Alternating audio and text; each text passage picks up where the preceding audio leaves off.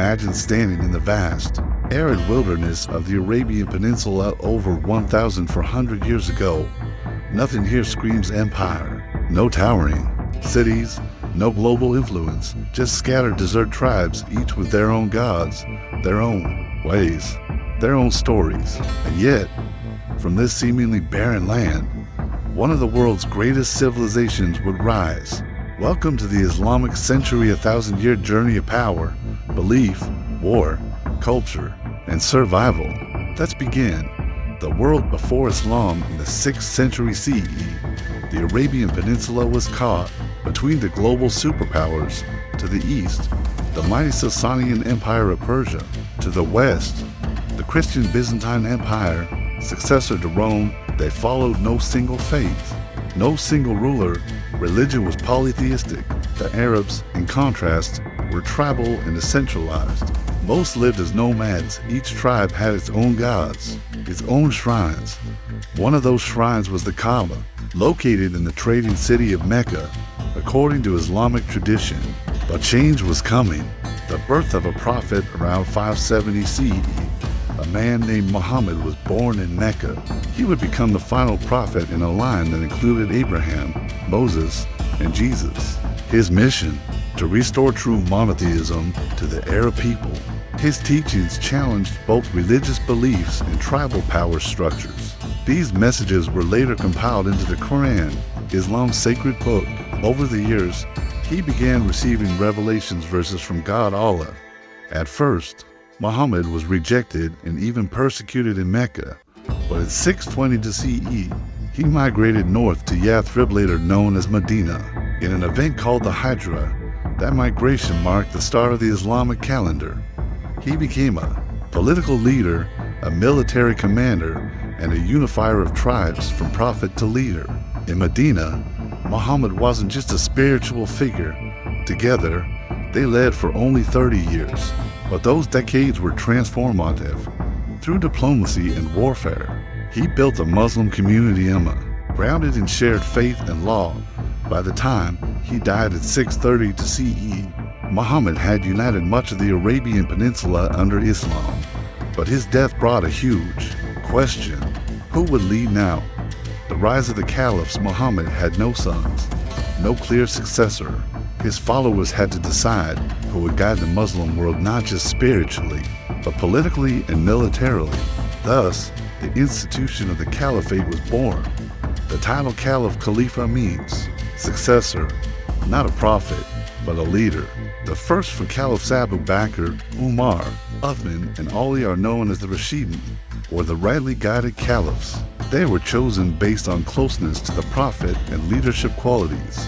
During this time, the early Muslim state was formed. Systems of taxation were introduced. Administrative structures were built. The military expanded rapidly. And what followed was nothing short of a geopolitical earthquake. The great expansion under the Rashidun. Muslim armies exploded out of Arabia with stunning speed. They conquered. Many believe Muhammad had intended for Ali to succeed him. Persia, collapsing the once mighty Sasanian Empire. Large parts of Byzantine territory, including Syria and Egypt. By the end of the Rashidun era, 3 out of 4 caliphs had been assassinated. The heartlands of what would become the Islamic world, from Iran to North Africa. This wasn't just a military sweep. It was the birth of an empire. And yet, behind the victories, tensions simmered. The First Islamic Civil War. The Muslim world was still young, still forming, and cracks were already appearing, especially around the question of leadership. At the center of this storm was Ali ibn Abi Talib, Muhammad's cousin and son-in-law. This group, later known as Shias, saw Ali and his descendants as the only legitimate rulers of the Muslim community.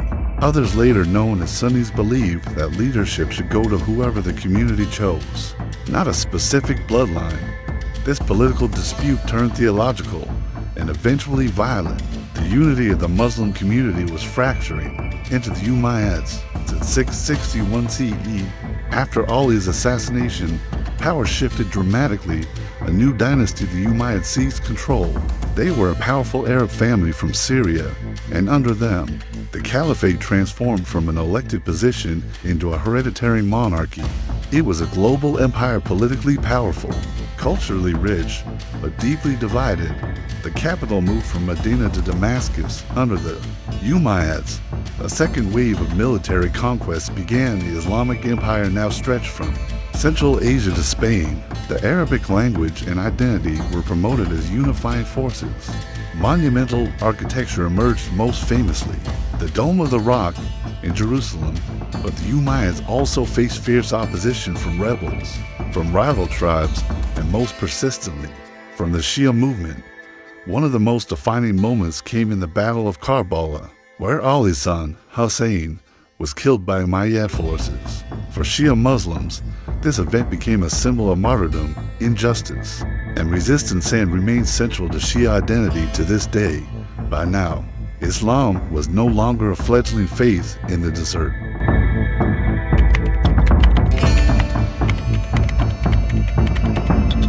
When we left off, the Umayyad dynasty had turned the Islamic Caliphate into a global empire, but not everyone accepted their rule.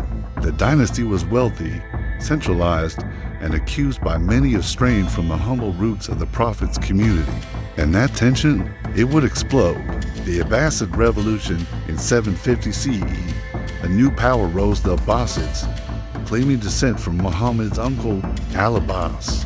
They accused the Umayyads of corruption and elitism and rallied support from Persians, Shias, and disaffected Arabs. The revolution was swift and brutal. The Umayyad capital in Damascus fell. Most of the ruling family was executed except for one prince, who fled and eventually set up a rival dynasty in Spain. We'll come back to that. The Abbasids took control and moved the capital east to a brand new city they built from scratch, Baghdad, and with that, the Islamic Golden Age began. Baghdad, the jewel of the world. Under the Abbasids, Baghdad became the most sophisticated city on earth. It was designed as a perfect circle, radiating out from the palace and central mosque. But more than its layout, it was Baghdad's intellectual culture that made it legendary. Here, the caliphs became not just political rulers, but patrons of knowledge. They poured resources into the arts, sciences, literature, and philosophy. The most famous example, the House of Wisdom Beit al-Hikmah, a grand academy where Muslim, Christian, Jewish, and Zoroastrian scholars worked side by side. They translated ancient Greek texts, preserved Indian astronomy, advanced Persian medicine, and blended it all into something new. The knowledge explosion during the Abbasid period. Scholars in the Islamic world were making breakthroughs centuries ahead of their time. Al-Khwarizmi developed algebra. Ibn Sina of Avicenna revolutionized medicine with the canon. Al-Razi raised his robe extensively on infectious disease. Al-Hazan pioneered optics. In scientific method, Al-Biruni measured the Earth's circumference with shocking accuracy.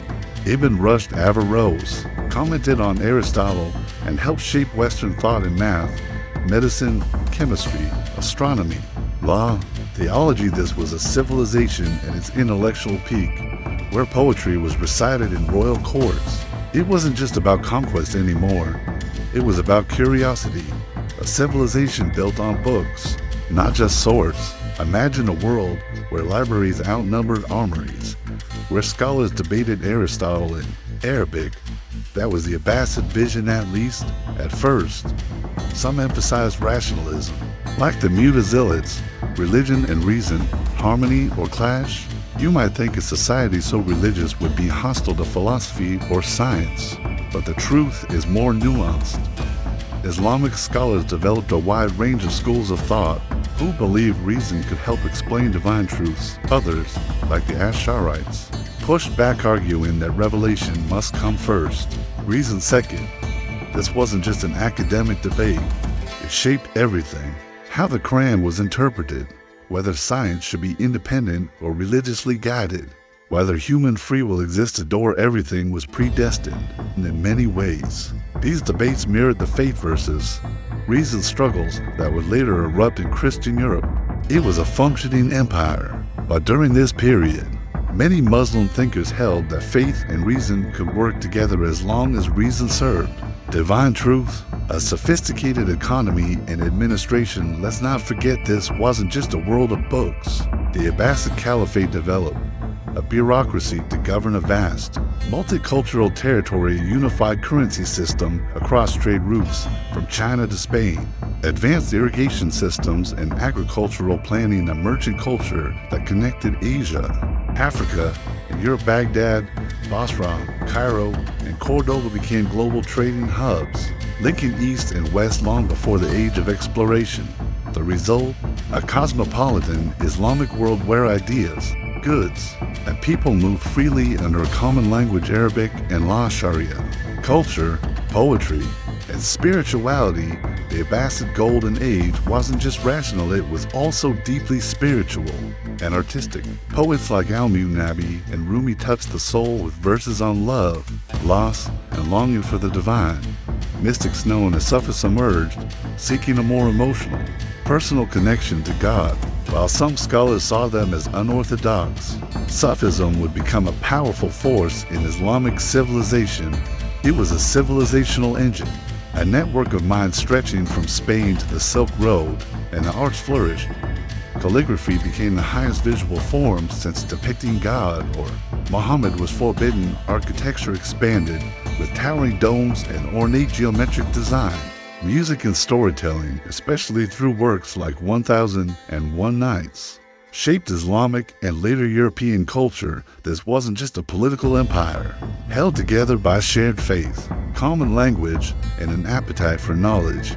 The beginning of decline, but even the greatest civilizations faced decline. By the 10th century, cracks were showing. The Abbasid caliphs grew weaker. Local rulers became more powerful and broke away. The unity of the empire gave way to fragmentation. New dynasties rose. The Crusaders in Spain, the Umayyads re-emerged in Cordoba. In North Africa, the Fatimids claimed Shia leadership in Persia. The Buyids and later Seljuks took control of Baghdad itself. The caliphate was still respected, but real power was shifting. And beyond the empire's borders, a new force was rising, a force that would soon shake the Islamic world to its core. In the final part, we'll see how Islamic civilization confronted invasion, fragmentation, and spiritual renewal, and how its legacy still echoes in our world today.